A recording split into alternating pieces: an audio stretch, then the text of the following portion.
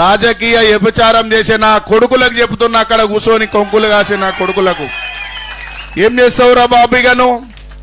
ఆనాడు ఉమ్మడి ఆంధ్రప్రదేశ్ లో బీసీలను ఎంతమంది చంపిన చరిత్ర ఎవరికున్నదో మనకు తెలుసు. ఇక్కడ నైట్ నుంచి చూస్తున్నాం, ఆరోగ్యం బాగలేదు, ఇంకెన్నో ఆలోచనలు చేస్తుంటే చూసుకుందామంటున్నావు. బిడ్డ అయ్యాలి, నువ్వు ఖబర్దారుగా నువ్వు అదే లెక్కలో ఉండు, మా లెక్కలు మాకున్నాయి. ఈడ ఆంధ్రమా ఆగమైతివమ్మా, పవన్ కళ్యాణ్ కాదు పగల్ కళ్యాణ్ చేతులు అన్యాయం అయిపోతివమ్మా.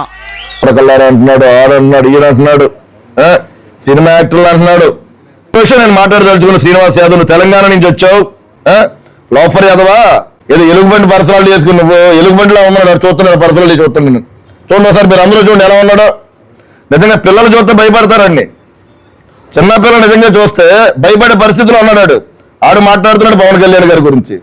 అసలు నువ్వు ఎప్పుడన్నా పిల్లలకు దగ్గరికి వెళ్ళావా? నువ్వు నీ ముఖం నువ్వు ఎలా ఉన్నా, నీ పర్సనాలిటీ చూసావు? అసలు నువ్వేం మాట్లాడుతున్నావు పవన్ కళ్యాణ్ గారి గురించి, చంద్రబాబు గురించి ఏం మాట్లాడుతున్నావు?